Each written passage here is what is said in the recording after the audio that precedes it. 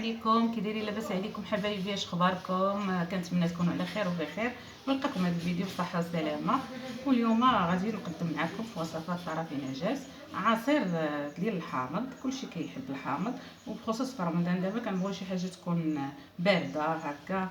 واصلا الحامض كتعرفوه كيعطي الطاقه، منعش زوين. في اي حاجه كنديروه لا كيكون الحامض محطوط بنايا في اي حاجه كنديروا الحامض، نتوما راكم عارفين، يا في كيكه يا في حلوه يا في طاجين، في كل شيء، حتى في الحوت حتى في الدجاج. المهم الحامض خاصو ضروري يكون عندنا. اليوم انايا عندي هنايا 1 كيلو ديال الحامض ندير بها العصير. هانتوما غتشوفوا معايا الطريقه. عندي بعدا كاين هاد الحامض كنكونوا غاسلينو مزيان، محيدين ليه ديك اللي كتكون هنا، كلشي كيكون موصول على حقه وطريقه. اول حاجه غادي نشدو غادي نحكوه في حكاكه رقيقه على هاد الطريقه. عي هاد الصفر ما كنوصلوش للابيض هكا، حيت هاد الابيض هو اللي كيخلي لنا كيجي حار. هكا كنحكوه بحكاكه، ولكن راه كنحتفظوا به في الاخر حتى هما كنلوحوه كنعصروه معاه. صافي كنمشيو على هاد الطريقه هكا حتى كنحيدو داك الصفر كامل. نتوما تشوفوا معايا. كنتمنى اللي باقي ما دخلش عندي يدخل عندي القناه يدير لي ابوني. شوف كندير غير بسيط وجديد مع وصفات طرافي نجاس. هذا ما كان هكا كنخليو الحامضه بحال هكا كلها كنديروا ليها هاد الشكل. كيخرج لينا غير داك الرقيق ديالنا، داك الصفر، ما نضربوش على الابيض نهائيا. كيجي واعر بحال شكل المناضه. وديك الساعه كنطحنوه به اللي بغينا كنطحنوه به ديال الفريز ديال البنان. بخصوص البنان مع كيكحال، الا طحنتوه بالعصير ديال الحامض كيبقى ابيض ما كيكحاش لينا مع الفطور. هكا على هذا الشكل كنحكوه على هذا الشكل كامل. المهم انا غادي نحك هادشي كامل ونرجع معكم. صافي بعد ما حكيت الحامض على هذا الشكل حيدنا منه القشره الصفراء ديالو، كنقطعو بحال هكا باش غادي نعصرو. وكنجيب ليمونه حتى هي تكون مزيانه اللي كناكلو ديال الاكل، حتى هي كناخذو منها غير القشره الحمراء ديالها صافي، ما كنوصلوش للبيضه. كتعرفوا الليمون مع الحامض كيتواتاو هكا. حتى هي كنحط ليها شويه مكنخليهاش توصل حتى للبيض.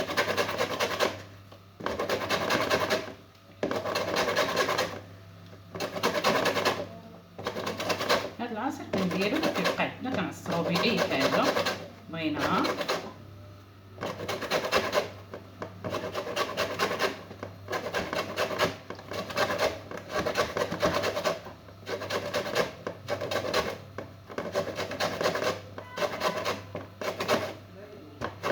على هاد الشكل صافي كلها كنقشروها نحيدو من هادي. وغادي حتى هي غادي نشد دابا هذا، نشد دابا العصير ديال الحامض غادي نعصرو على هاد الشكل كامل. وهادو ما كنلوحوش، هذا ما كنلوحوش، كنخليوه. غنوريكم اش غندير به هكا.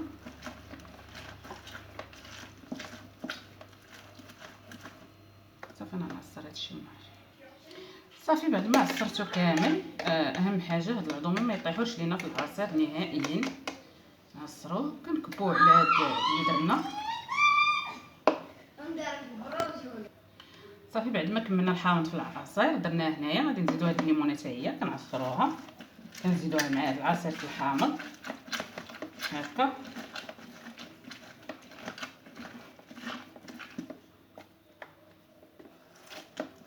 ما يهبطش لينا العظم كاع نهائيا، يمشي لنا العصير تصفيوه مزيان صافي على هذا الشكل. هاني غنخوي معاها وصافي. دابا غادي نديرو السكر على حسب الذوق. انا ندير 3 طوبات وغادي نزيد مازال ساعه اللي كيبغي السكر ملي غيطحن العصير غيزيد فيه السكر. غادي نجيبو هاد القرعه ديال الماء، هادي فيها ربع يطرو ديال الماء، هادي كنجيبوها وكنكبوها فيه هنا هكا صافي على حساب. وغادي نخلطوه مزيان مزيان مزيان. نجيب باش غادي نحركو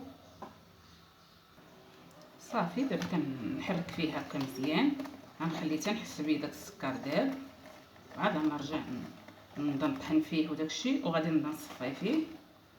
ما غاديش نخلي فيه هاد القشور هادو ديال الحامض، خاصهم يطحنوا باش يتصفى هكا. غادي نخليوه هكاك شي 10 دقائق يذوب لينا السكر مزيان.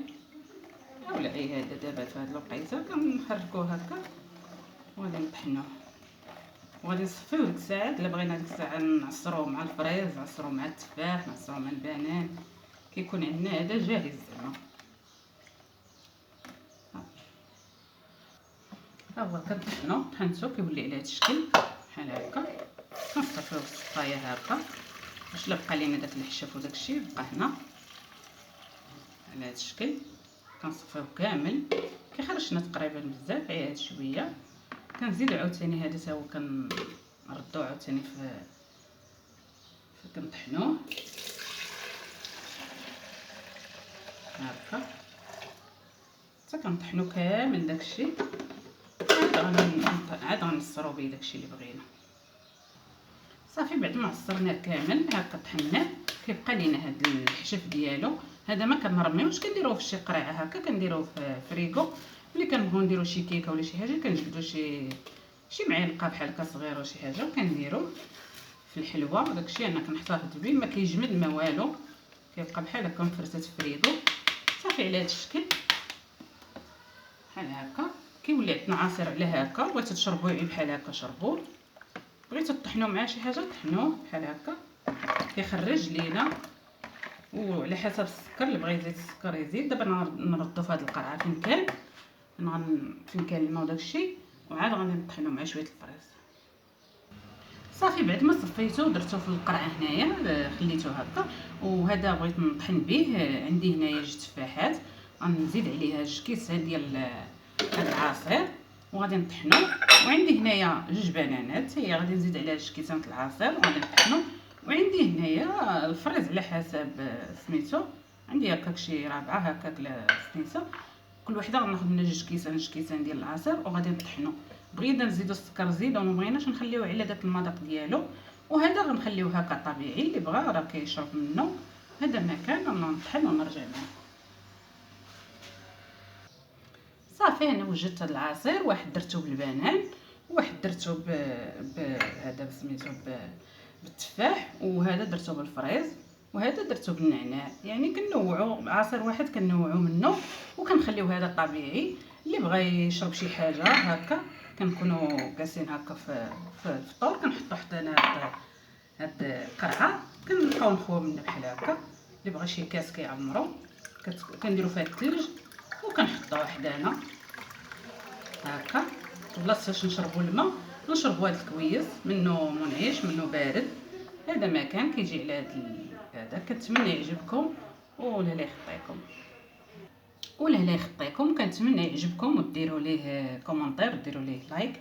واللي باقي ما اتبوناش معايا تابونا معايا ولا لا يخطيكم. عواشا مبروكه. وهادو من وصفات رمضان او شيوات رمضان. كنتمنى دابا راه سخن الحال هذه نديروها مبردات هكا. كنشربوا العصير ديال الدار، ما كنديروش فيه بزاف ديال المواد، كيجينا رخيص. ولا لا يخطيكم. السلام عليكم، باي باي.